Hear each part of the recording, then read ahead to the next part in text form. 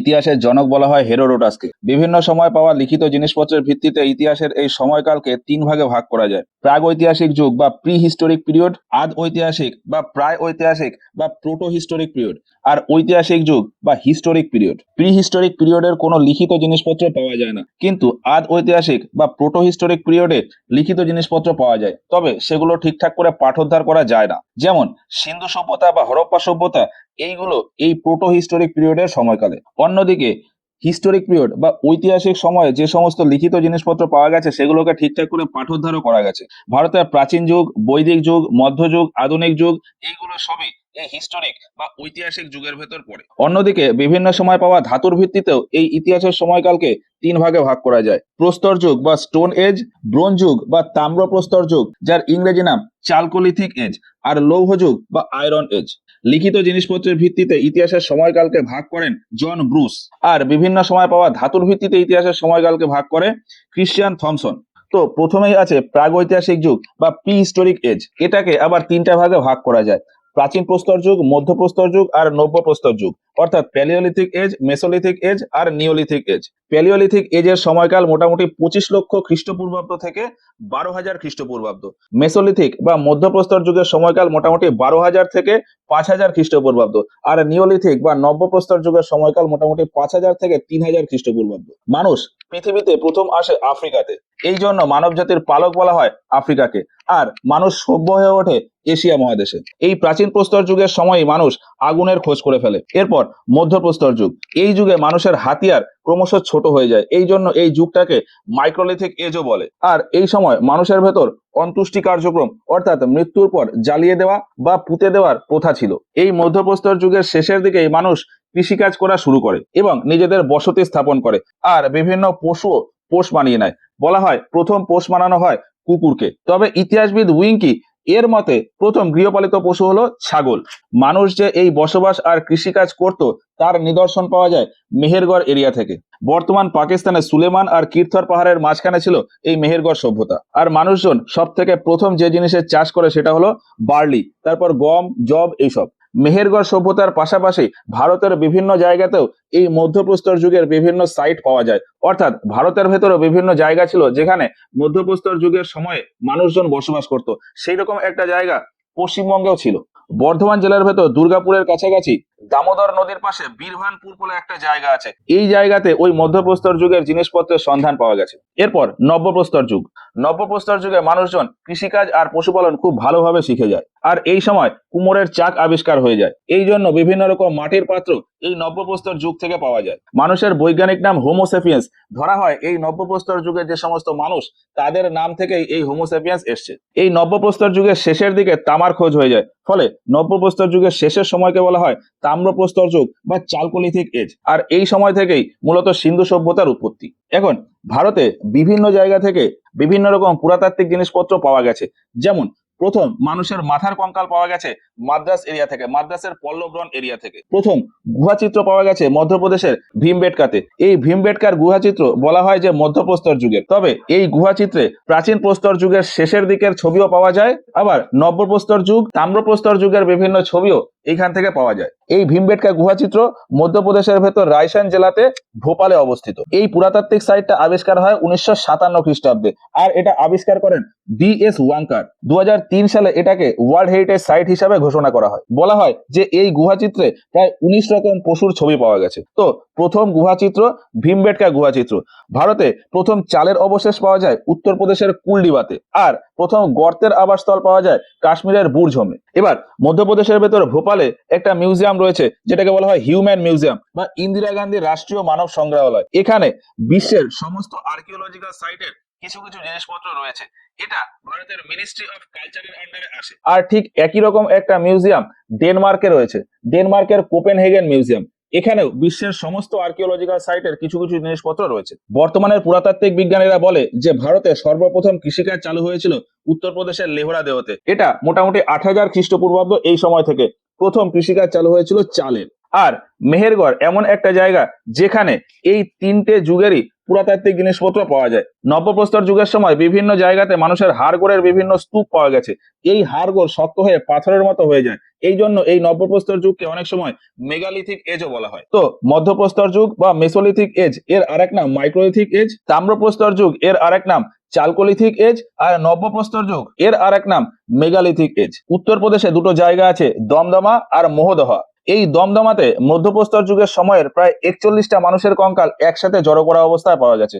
আর মোহদহাতে হাড়ের তৈরি অস্ত্র পাওয়া গেছে, সেটা ওই মধ্যপ্রস্তর যুগের সময়ে। এবার মধ্যপ্রস্তর যুগে কৃষিকাজের নমুনা মেহেরগড় থেকে তো পাওয়া যায়, তার পাশাপাশি ভারতের মেইন এরিয়ার ভেতরেও বিভিন্ন জায়গা থেকে এই মধ্যপ্রস্তর যুগের কৃষিকাজ ও পশুপালনের নমুনা পাওয়া যায়, যেমন মধ্যপ্রদেশের আদমগড় থেকে, রাজস্থানের বাগৌর থেকে, আর উত্তরপ্রদেশের সরাই বাহাদুরগড় থেকে। এরপর ভারতে পুরাতাত্ত্বিক বিজ্ঞানের জনক বা ফাদার অফ ইন্ডিয়ান আর্কিওলজি বলা হয় আলেকজান্ডার কানিংহামকে। আর এনশিয়েন্ট হিস্ট্রি বা প্রাচীন ভারতের ইতিহাস রিসার্চ করার জন্য ফেমাস হলো রামশরণ শর্মা। এরপর সিন্ধু সভ্যতা। সিন্ধু সভ্যতার সময়কাল ধরা হয় মোটামুটি 2500 খ্রিস্টপূর্বাব্দ থেকে 1750 খ্রিস্টপূর্বাব্দ। এই সিন্ধু সভ্যতাকে চ্যালকোলিথিক এজ বা তাম্রপ্রস্তর যুগের সভ্যতাও বলা হয়। সিন্ধু সভ্যতা সম্পর্কে প্রথম বলেছিলেন চার্লস ম্যাসন 1842 খ্রিস্টাব্দে। এরপর 1853 থেকে 1873 এই 20 বছর ধরে আলেকজান্ডার ক্যানিংহাম সার্ভে করে বলেছিলেন যে এইখানে একটা সভ্যতা রয়েছে এবং এর এরিয়া প্রায় 13 লক্ষ বর্গ কিলোমিটার। এই সিন্ধু সভ্যতার খননের কাজ দেওয়া হয় জন মার্শালকে। জন মার্শাল এই দায়িত্ব দেয় দয়ারাম সাহানিকে 1921 সালে। সেই হিসাবে দয়ারাম সাহানি এই সিন্ধু সভ্যতার প্রথম সাইট আবিষ্কার করে ফেলে, হরপ্পা। এখনো পর্যন্ত সিন্ধু সভ্যতার প্রায় 1400রও বেশি সাইট আবিষ্কার হয়েছে। এর ভেতর ভারতে রয়েছে প্রায় 925টা সাইট, পাকিস্তানে রয়েছে 475টা সাইট, আর আফগানিস্তানে রয়েছে 2টো সাইট।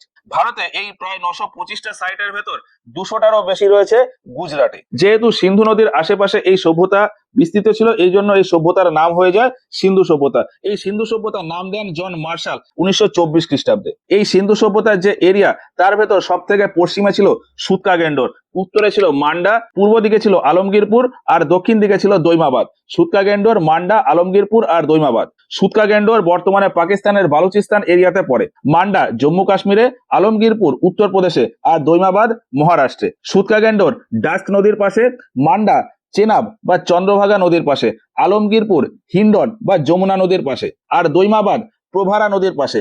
প্রভারা নদী গোদাবরীর একটা উপনদী। এই সিন্ধু সভ্যতা পশ্চিম থেকে পূর্ব দিকে প্রায় 1100 কিলোমিটার জুড়ে বিস্তৃত ছিল, আর উত্তর থেকে দক্ষিণে প্রায় 1600 কিলোমিটার জুড়ে বিস্তৃত। এইবার বিভিন্ন সাইট গুলো রয়েছে। প্রথম হরপ্পা। হরপ্পা বর্তমানে পাকিস্তানে মন্টেগুমারি জেলাতে, ইরাবতী নদীর পাশে। এই হরপ্পা থেকে মেইন যে সমস্ত গুরুত্বপূর্ণ পুরাতাত্ত্বিক জিনিসপত্র পাওয়া গেছে সেইগুলো হলো কুমোরের চাক, শ্রমিক আবাস, শস্য ভান্ডার, মাতৃদেবীর মূর্তি, কাঠের হামানদিস্তা, কফিন বা তাবুত, বিশেষ করে R37 কবরস্থান, এক শিঙালা পশু। কি কি?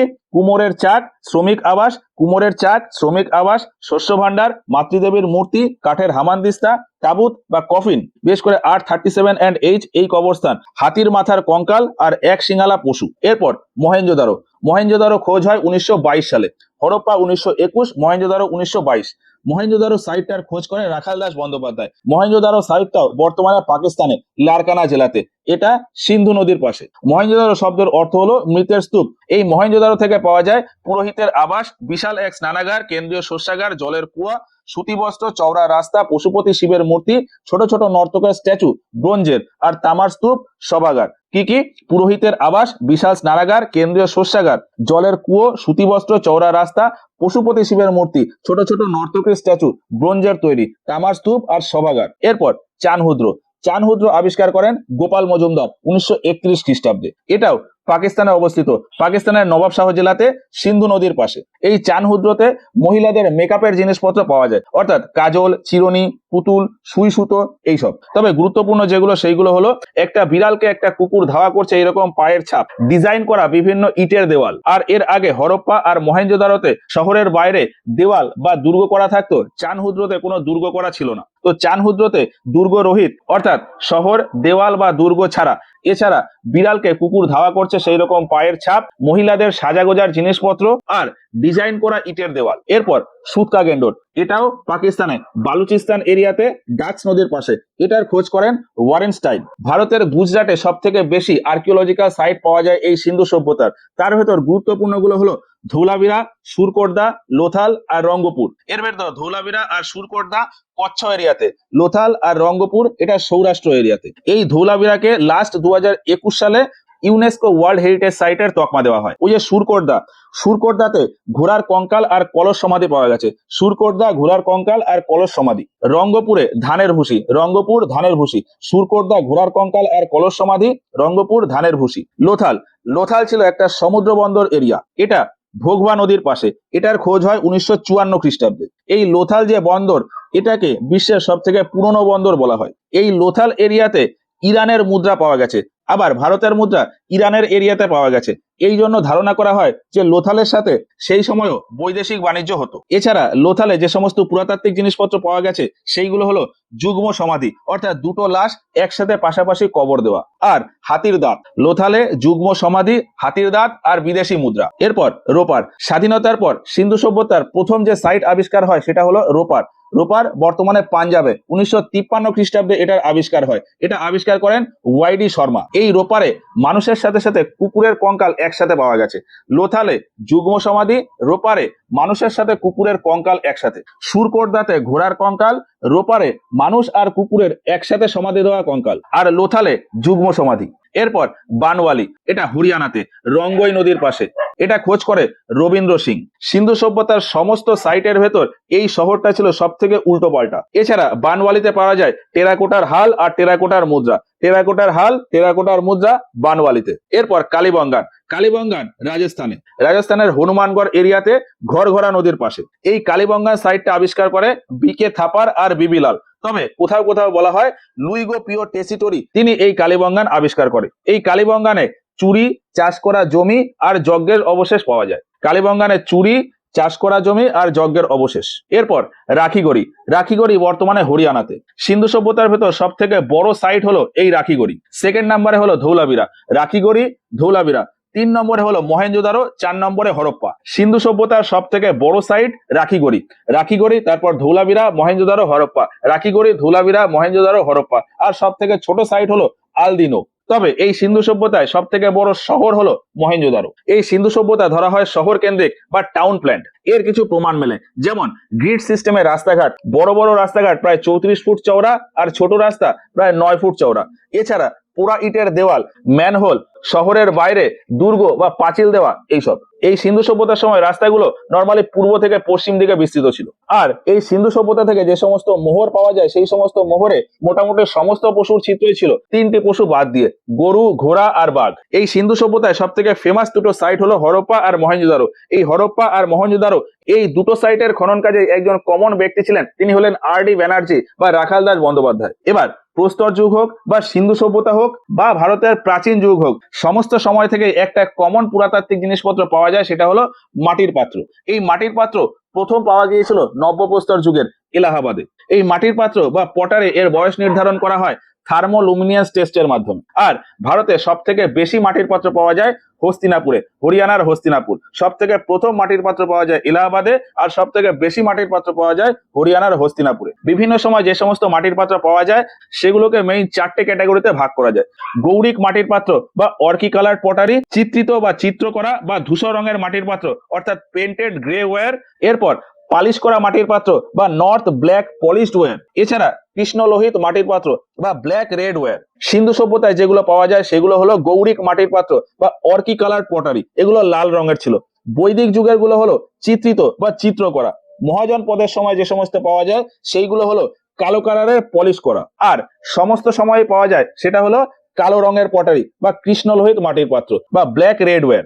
এবার ভারতের ইতিহাস সম্পর্কে যে যে জায়গা থেকে জানা যায় সেগুলো হলো বিভিন্ন জায়গাতে পাওয়া পুরাতাত্ত্বিক জিনিসপত্রের মাধ্যমে, অন্য দেশ থেকে যে সমস্ত বিদেশি যাত্রী এসেছিল তাদের বর্ণনা থেকে, আর দেশীয় বিভিন্ন সাহিত্য বা লিটারেচার থেকে। পুরাতাত্ত্বিক জিনিসপত্রে বিভিন্ন রকম জিনিসপত্র পাওয়া যায়, যেমন কয়েন আর ইনস্ক্রিপশন। কয়েনের ভেতর কয়েন নিয়ে স্টাডি করাকে বলা হয় নামিসমেটিক্স। সিন্ধু সভ্যতায় যে সমস্ত কয়েন পাওয়া যায় সেগুলোকে বলা হতো টেরাকোটা কয়েন। সিন্ধু সভ্যতার কয়েন টেরাকোটা কয়েন।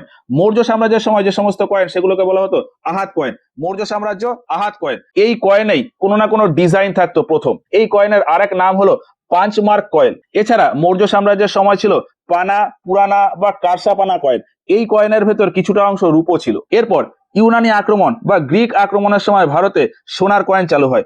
গ্রিকরা ভারতে সোনার কয়েন চালু করে। এরপর কুষাণ সাম্রাজ্য ভারতে শুদ্ধ সোনার কয়েন চালু করে। গুপ্ত সাম্রাজ্য ভারতে প্রচুর পরিমাণে সোনার কয়েন চালু করে, আর এর ফলে সোনার কয়েন ধীরে ধীরে অশুদ্ধ হয়ে যায়। এর পাশাপাশি গুপ্ত সাম্রাজ্যের সময় রূপোর কয়েন চালু হয়, ময়ূর চিত্রিত কয়েন চালু হয়, কড়ি চালু হয়। সাতবাহন বংশের সময় সীসা বা কাচের কয়েন, হুমায়ুনের সময় চামড়ার কয়েন, আর শেরশাহ সূরির সময় 3 রকমের কয়েন চালু হয়, দাম, রুপিয়া আর আশরাফি। গরিবদের জন্য দাম, এটা কপারের হতো। মধ্যবিত্তদের জন্য রুপিয়া, এটা সিলভার বা রূপোর হতো। ধনী ব্যক্তিদের জন্য আশরাফি, এটা সোনার হতো। এরপর ভারত সম্পর্কে যে বিভিন্ন লিপি বা ইনস্ক্রিপশন পাওয়া যায়, এই লিপিগুলোকে মেইন 4টে ক্যাটাগরিতে ভাগ করা যায়: শিলালিপি, স্তম্ভলিপি, ভিত্তিলিপি আর গুহালিপি। শিলালিপি মানে রক এডিক্ট, স্তম্ভলিপি মানে পিলার এডিক্ট, ভিত্তিলিপি মানে ওয়াল এডিক্ট আর গুহালিপি মানে কেভ এডিক্ট। এছাড়া বিদেশি যাত্রীর বিভিন্ন বর্ণনা থেকে ভারত সম্পর্কে জানা যায়, যেমন টলেমির লেখা জিওগ্রাফিকা, হেরোডোটাসের লেখা হিস্টোরিকা, প্লিনির লেখা ন্যাচারাল হিস্টোরিকা, আর কোন একজন অজ্ঞাত পরিচয় রাইটারের লেখা Periplus of the Erythraean Sea. এছাড়া ইটালি থেকে আসা মার্কোপোলো রচনা থেকে ভারত সম্পর্কে জানা যায়। ইউনান বা গ্রিক থেকে আসা মেগাস্তিনিসের রচনা ইন্ডিকা থেকে ভারত সম্পর্কে জানা যায়। চীন থেকে এসেছিল ফাহিয়েন, হিউয়েনসাং আর ইসিং। ফাহিয়েনের লেখা ফোকিউকি, হিউয়েনসাং এর লেখা সিকিউকি। এছাড়া আল বারুনি, আল মাসুদি, আব্দুল রাজ্জাক, ইবন বতুতা, এদের বিভিন্ন লেখা থেকেও ভারত সম্পর্কে জানা যায়। যেমন আল বারুনির লেখা কিতাব উল হিন্দ, আব্দুল রাজ্জাকের লেখা মাতলায়ে সাহেন, ইবন বতুতার লেখা রেহেলা। এছাড়া দেশীয় বিভিন্ন সাহিত্য থেকে ভারত সম্পর্কে জানা যায়। দেশীয় সাহিত্যের ভেতর 2 রকম সাহিত্য আছে: ধর্মীয় সাহিত্য আর ধর্মীয় সাহিত্য না, এই রকম। ধর্মীয় সাহিত্য আবার 2 রকমের: ব্রাহ্মণ সাহিত্য আর ব্রাহ্মণ নয় এই রকম সাহিত্য। ব্রাহ্মণ নয় এই রকম সাহিত্য হলো বৌদ্ধ ধর্মের বিভিন্ন সাহিত্য, জৈন ধর্মের বিভিন্ন সাহিত্য। জৈন ধর্মের যে সাহিত্যগুলো সেইগুলো হলো নর্মালি 12 উপাঙ্গ, 12 অঙ্গ, কল্পসূত্র, আচরণ সূত্র, আদি পুরাণ, ভগবতী সূত্র, এইসব। জৈন ধর্মে 12 অঙ্গ, 12 উপাঙ্গ, কল্পসূত্র, আচরণ সূত্র, ভগবতী সূত্র, আদি পুরাণ, এই সবগুলোই প্রাকৃত ভাষায় লেখা। অন্যদিকে বৌদ্ধ ধর্মের যে সমস্ত ধর্মগ্রন্থ সেইগুলো হলো ত্রিপিটক, জাতক, অঙ্গুত্তর নিকায়, ললিত বিস্তার। ত্রিপিটক, জাতক, অঙ্গুত্তর নিকায় আর ললিত বিস্তার। ত্রিপিটক 3টে পিটক নিয়ে গঠিত: সূত্র পিটক, বিনয় পিটক, অভিধম্ম পিটক। এই সূত্র পিটক সব থেকে গুরুত্বপূর্ণ। একে বৌদ্ধ ধর্মের এনসাইক্লোপিডিয়া বলা হয়। পরবর্তীকালের ওই 16 মহাজন পদের চর্চা ওই অঙ্কুত্তর নিকায়ে রয়েছে। এরপর বৈদিক যুগ।